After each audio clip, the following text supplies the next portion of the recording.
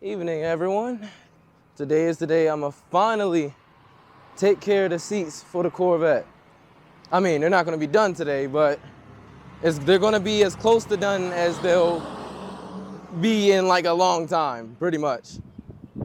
So my seats are my original seats from when the car was first manufactured, but it kind of went through a few repairs to keep the leather in somewhat okay shape.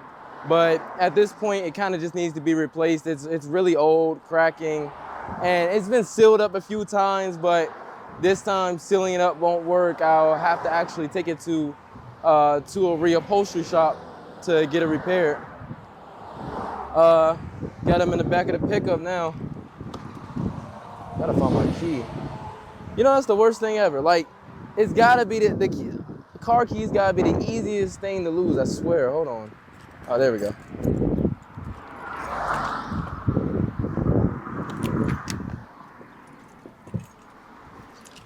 So as I was saying, so basically those seats, like the foam is okay, but the actual leather skin has kind of, I don't want to say it's completely done for, because it still got some life left in it, honestly. Like when sitting down on it, it's not that bad because, you know, our weight kind of pushes everything into place. But it's the back piece. Like the back piece is super crusty, and you know how like for all you Corvette enthusiasts, like C4 seats from that year has like this feature where there's airbags in the seat that can make the seat hug you. And the problem is that the skin on my seat is too tight for that to even work. I don't know even if it works at all. I've tried it before, and for some reason I can't get it to work on the passenger side. I've heard it try to do something on the driver's side, but not the passenger side. It's the same with the seat tracks. I'm pretty sure it's a connector that has to be like flipped to get it to work. But just for the seats in general, they definitely need to be reupholstered. And I'm gonna see if I can try to keep the original C4, no, just the original Corvette logo on the top of the seats, because yeah, I think most of them came with that.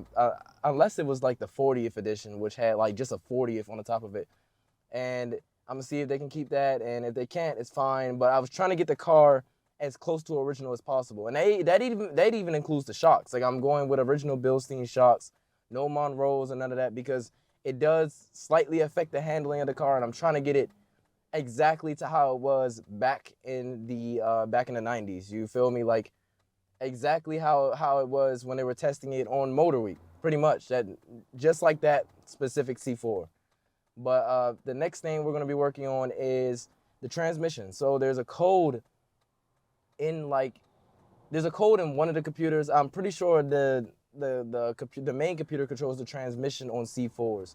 So I have a Tech 2, a General Motors Tech 2, you know, the good old dealership scanner. And when I had the Tech 2 hooked up, it was telling me I have a code on my transmission, well, in my transmission, and basically that computer was reading it as the torque converter clutch solenoid was going out. And I think that has something to do with the slight shimmy I have with the car, where if it's just chilling in gear, it's no issue at all. But if you like, actually, no. When you're chilling in general, it actually, that's where you feel the shaking. If you're driving along, like just cruising, you honestly do not feel a single thing on it. It's like so smooth. But when you're just sitting there idling, even in park, the engine is shaking. And then I can hear, I'm not going to say a sound from the torque converter, but I have a feeling the torque converter is slightly like, it's doing something it's not really supposed to, and it's making it so the transmission is dragging on the engine ever so slightly, or the torque converter itself is dragging more on the engine than it's supposed to. Because when you watch the engine run, it does keep the RPM somewhat stable, but they bounce up and down like between 600 and 650 constantly. Mind you, LT1s do have a notoriously rough idle, but they don't idle all over the place. No engine's really supposed to do that if it's running any type of good. But my LT1 is definitely getting held back by something drivetrain wise. So I'm gonna check all that out.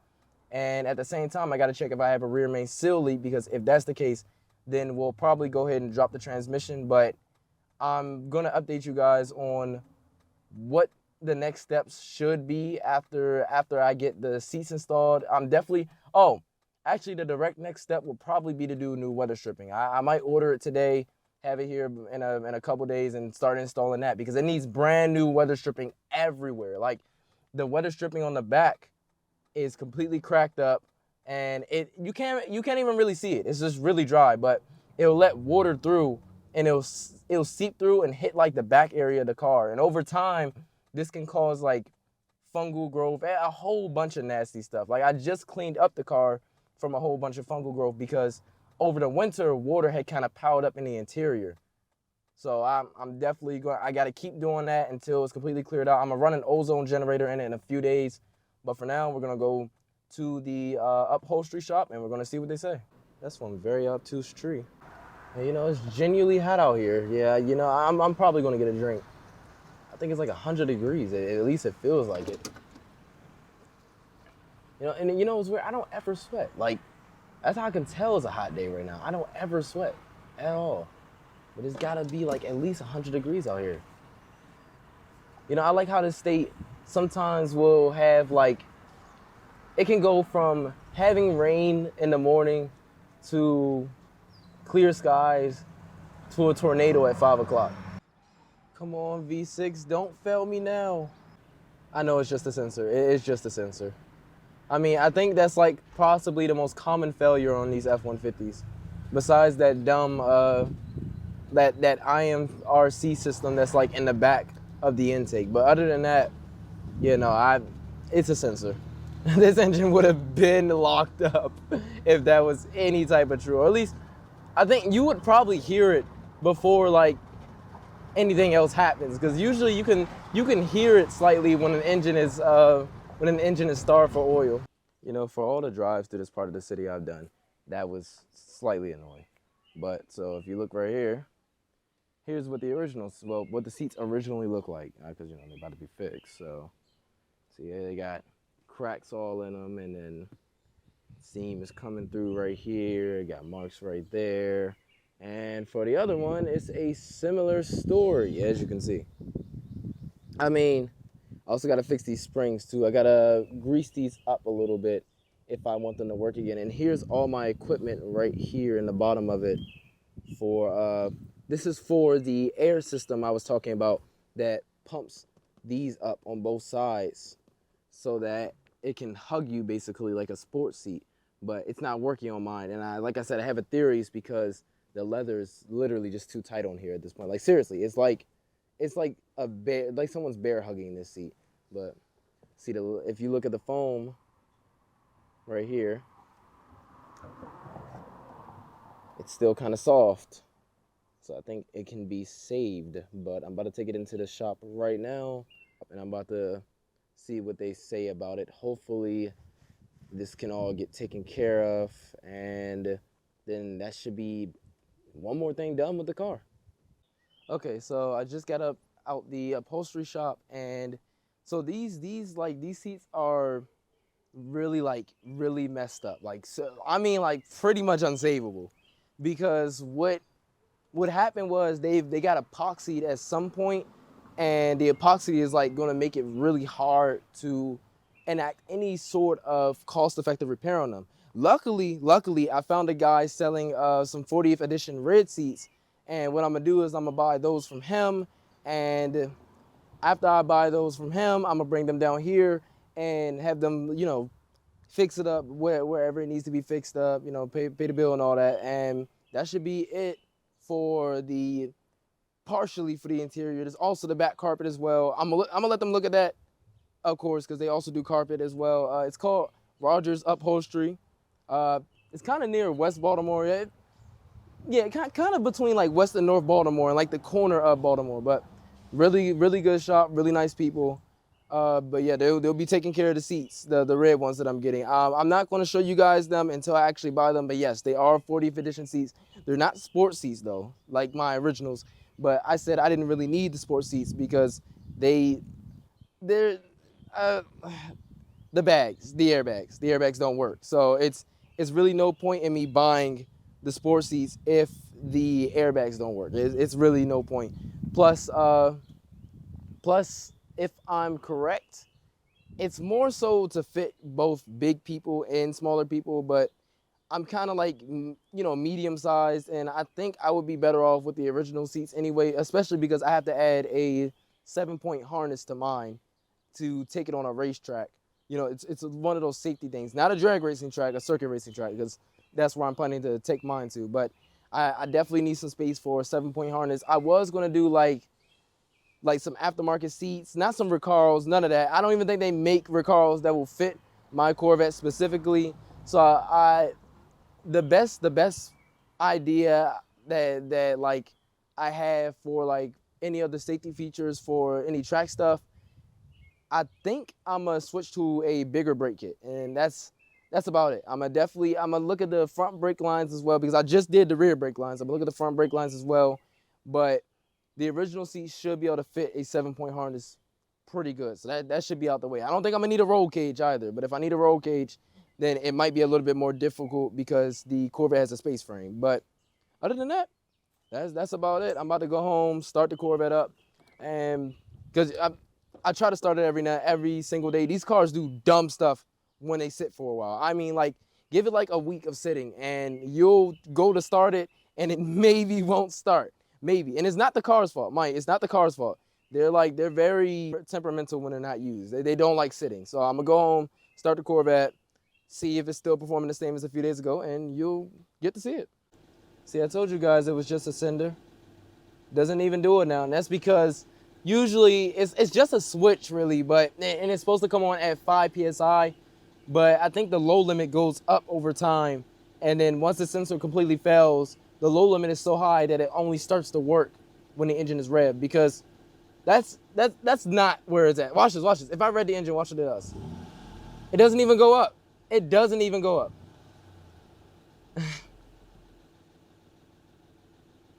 I'm telling you, it's just a switch. Like, I don't even know why they put low and high on this. They might as well just put a light and said, okay, you have oil pressure, and there you go. And here she is, old blue. Still got a long way to go. Got some paint markings right here. Definitely faded a good bit on the back. The front, honestly, is not that bad. I got brand new tires, a whole set of brand new tires, so I'm not worried about those. That's already covered. The hood definitely has to be redone in certain areas, especially over on this side. The clear coat came right off. It's still kind of smooth, believe it or not, but the clear coat came right off, and yeah, it definitely needs to be redone, definitely fixed. These stripes came with it. These definitely came with it, but they're also starting to peel off as well. And I'm guessing that's because of the constant sun and heat that's impacting them. But also on the light area right here, on the lights, it's also fading as well. So basically like a whole repaint on the hood. But if you come right here, so I took the seats out. Remember, I was getting them evaluated earlier. And like I said, they're practically done for. So we're going to get some new ruby red seats for this. I just cleaned up this bottom floor area, sprayed some antifungal spray in here. They did clean it up very well. I have that side panel on the that kick panel on the passenger side over there off, because I need to reach a vacuum line that controls the vents, but I'm not doing that today. Everything dash wise, I just got this back on and it fits on perfectly. Just got that back on correctly and it fits on perfectly.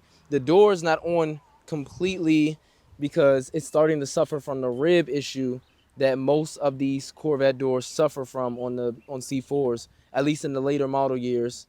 And of course, the weather stripping is pretty much done for. Like, there's no saving this whatsoever, no restoring, like no, trying to grease it up or none of that. No, none of that. This needs to be completely replaced.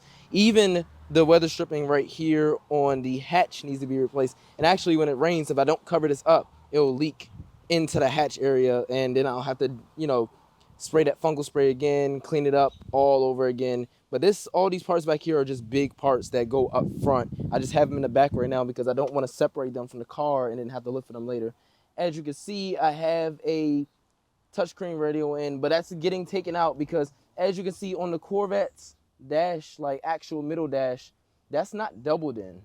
That's 1.5 DIN. So you're better off using a single DIN radio with a C4 unless you find a double din radio that's actually small enough to fit in that space of a single din. But if you come under the hood, as you can see, it's nearly complete. Oh, look, right here as well. See, all this trim cracked right here. That needs to be fixed. But if you come right here, my shocks for the hood and my hood strut is still there. Like, it's crazy. It's still in very good condition too. But if you go right here, I just put on new fuel injectors from South Bay Fuel Injectors. It was actually a few months ago. Still working perfectly. I gotta get a new connector for the window wiper module and 3 new bolts for it that fitted exactly. I'm just gonna grab originals because I don't want to have to, find the correct thread type. I'm gonna just get originals and one and done it. The lines for the actual washer fluid are still in because if I'm correct on the C4s, it goes through the actual like up the blades themselves, like not the actual blades, but the piece that they mount to. It sprays like all from them. I don't think I've seen it. I've probably seen it in action once. I can't exactly remember how it exactly went. And you can see a spark plug right here. I just changed out all my a bunch of spark plugs on this side. I think 2 because getting them out is weird. If you use a swivel on them, you got to make sure you get the right type of swivel. And I'm talking about a spark plug swivel because if you use a normal one, you could crack the spark plug taking it out. So I bought 2 new spark plugs to cover those cracked ones and then reinstalled them. Went in perfectly. As you can see, I have this off right here for right now. And remember, like I said, it's because I'm fixing that vacuum line right now and I don't want it pulling any vacuum from that specific part of the vacuum system. And that also goes to the cruise control module right here, if I'm correct. And you can see I put a new vacuum line on that. I'm gonna change this one out as well. That's kind of going around the battery. I'm gonna definitely get that tension off of there really quick if I can. Yep, it goes like right there in front of the battery, well, beside the battery. And it's like a little connector piece that's all the way, it's hard to show on camera. It's like all the way in there, in that area. This computer, it has been reprogrammed to match my car. So, like before when I first bought this car, the VAT system, remember I was telling you guys in the group that the VAT system on later Model C4s have 2 sides. There's the side that looks at the key, the resistance on the key to let the car start or prevent it from starting. And then there's another side on the later ones inside the ECU that can cut the fuel injectors right as the car starts. So it'll start for like maybe 1 or 2 seconds and then it'll cut right off because you haven't passed that specific check. But this alternator is brand new, and exhaust wise, I'm gonna clean up some of the stock exhaust, but I'm actually gonna put long tube headers on this only because I don't really think I could find too many stock exhaust manifolds that haven't already cracked, because I'm pretty sure I have a crack somewhere in mine. You can't really hear it while the engine is running, of course, because the engine is already like naturally loud, but it's definitely a crack somewhere in there. But I'm about to start it for you guys just so you can hear how it sounds right now. Oh, and as you can see, the dash seam is also cracked as well. So I'm gonna take this upper dash part off, get to that right there, repair that, and then put it all back together. Seat track wise, my seat tracks do work. Actually, I think they work with the car off. Yes, they do. Yep. Seat tracks work. Now, up and down is a bit of it does work, but not as well as it once did. But or maybe the C4 really doesn't have that much up and down track adjustment. But see, I'm putting the track down and it's actually working right now. But see, back and forth works almost perfectly. And all this stuff is stuff that connects to my sport seats for the bag modules that go in them. Of course, rear head switch works as well. Rear head, here you go. And the shocks, actually, sometimes they won't lift it up. I'll have to give it a nudge, but just now it lifted up completely. And as you can see, this weather stripping right here may look good, but this is not good at all. This is terrible weather stripping. And the weird part is, despite how good it looks, it's not keeping out any type of water. So yes, that needs to be replaced as well. Interior lights work on both sides, that one and that one right there. But Other than that, let me get it started for you guys. Okay, so like if for any of you who own older C4s and haven't actually like seen the dash of a newer C4, right? It's digital in the center. It isn't like the older C4s at all, but I kind of like having, you know, my entire left side of my dash be my tachometer. But watch this. Let it prime, and then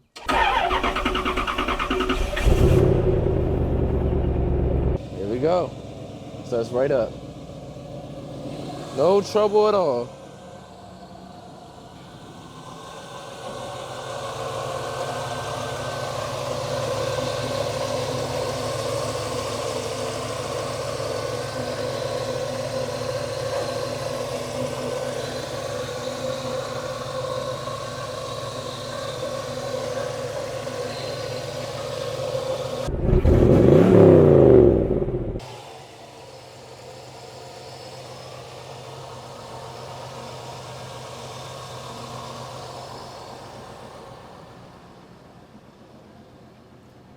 Yeah, honestly, for a car that's, you know, close to going on 40 years old, she sounds really good and still runs pretty good. Now, she has I'm not gonna say a slight shimmy. Yeah, you know, I've actually like did research on this, and most people have said that like a C4 naturally like shakes a little bit, and you know, some people have said it makes the car feel alive. I don't really mind it, but definitely gotta remember that it's doing that. I'm gonna look into it eventually, but it runs really good. It really does. It runs really good. I just did a OptiSpark change on it a couple weeks ago. I was teaching my friend, you know, some little tips on cars. He doesn't really know much about them, so I decided to teach him while he was here and let him get some hands-on wrenching, because these aren't the hardest cars to work on, honestly. But I think that's going to be it for the channel's first video. I'm actually really looking forward to finishing this car. Mind you, I've had it for I think around 8 months or so, and I've done, I'm not going to say work on and off. I was working on it for a long time, did one really big job before the winter hit, took a long break, one during the winter and then a little bit after the winter, but I think it's finally time to finish it. I still, like I said, got to contact that guy about the red 40th edition seats, but if I can get those, I'm gonna definitely get those reupholstered just to get them back looking new. I'm gonna take care of that weather stripping in a few days, and I think that's it. So I'll catch you guys in the next one. See ya. I think that's a wall spray there. Kind of like trapped between the screen and the window. How do you even get yourself in that predicament? I mean, I would let him out, but you want me to let the wall spout girl? You want me to let him out?